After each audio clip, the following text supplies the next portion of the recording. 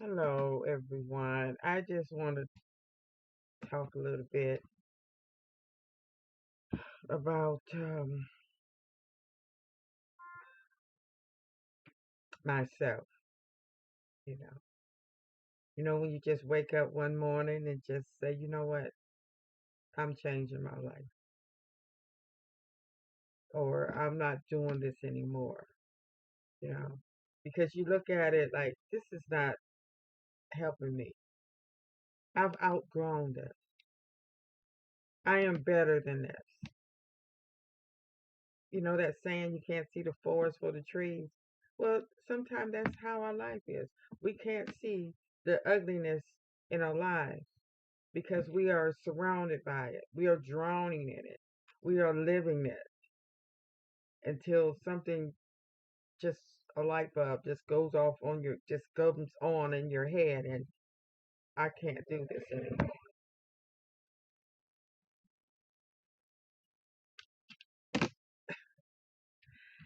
And now what? Well, first of all, you have to accept it, and you have to embrace it. And then you have to get rid of the stuff that is not you anymore. And that may mean clothes, it may mean people, it may mean them liquor bottles in the cupboard, them cigarettes in the drawer, whatever it is, you have to get rid of it. And then you have to own it. When somebody asks you, oh, you want to go out? No. You want to go get hot? No. You want to drink? No. And then it's going to be time to try to help somebody else see the errors of their ways. Oh, it's going to be hard. You're going to feel like, oh, I can't tell nobody what to do. But it's all right for the doctor to tell you, oh, you need to stop drinking. Oh, you need to stop eating red meat. Oh, you need to stop smoking. No, we don't have to be a doctor. We don't have to wait till the doctor tell us. If you love somebody, you're going to say something.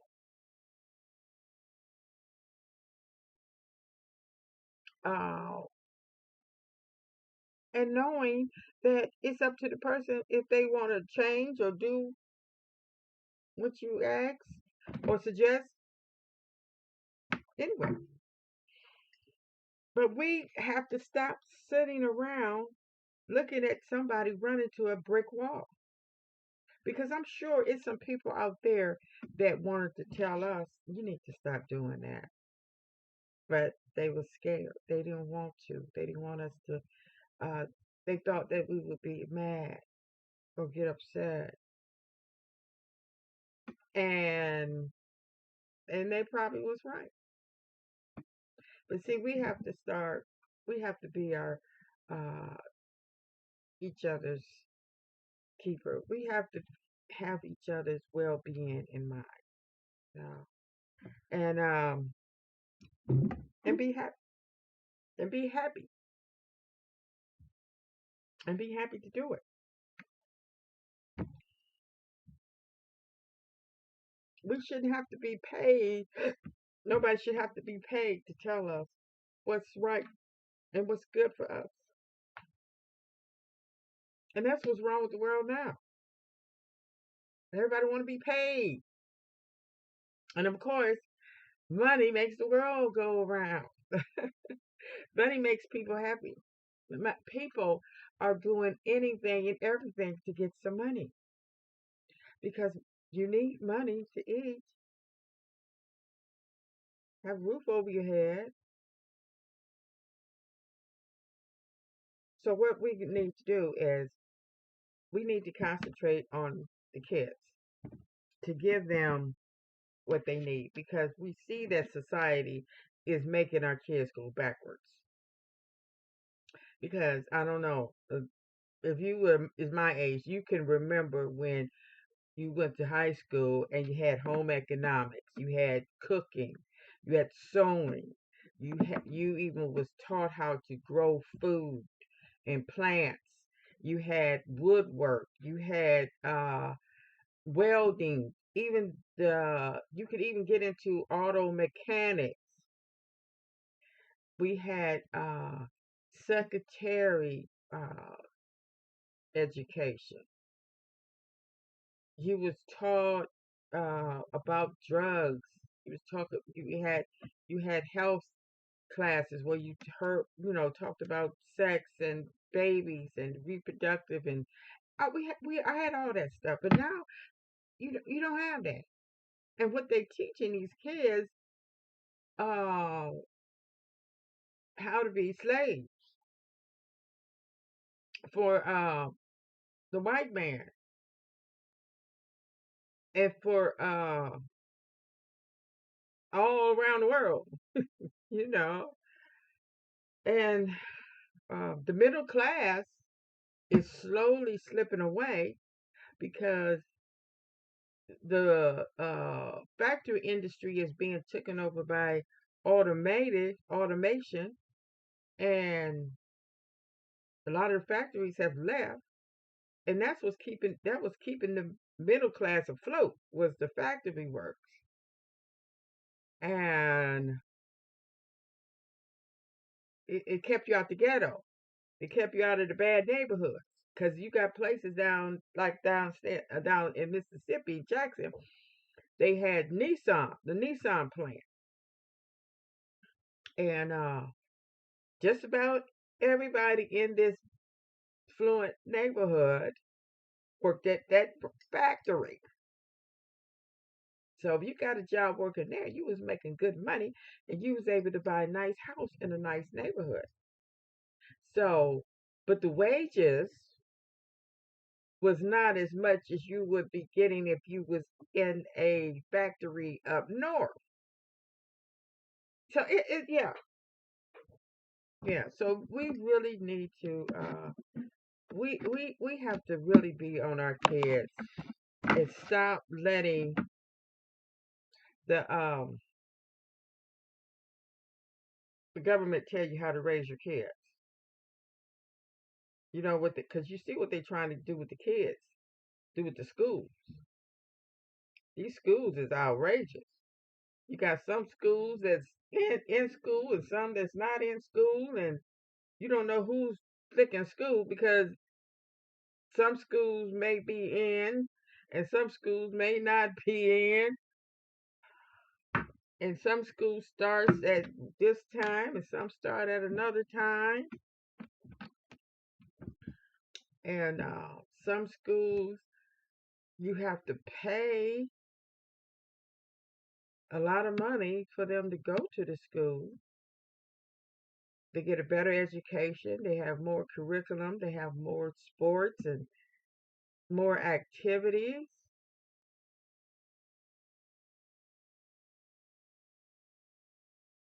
And then you have bad schools, and then you have bad homes.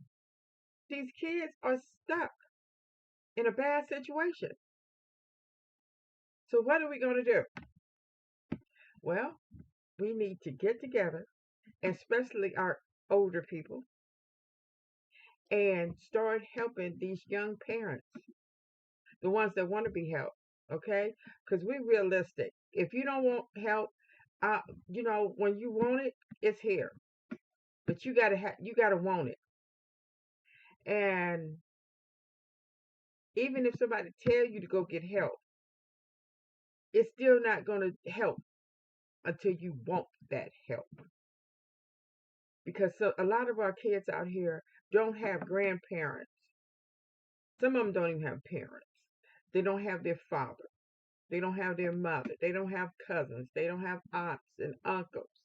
They don't have a teacher that really cares about them.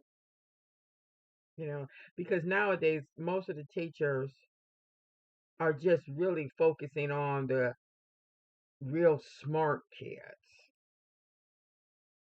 you know, because they know that the smart kids are going to give them more money. And we need to help, you know, help these parents to give them more guidance and help them where they need it.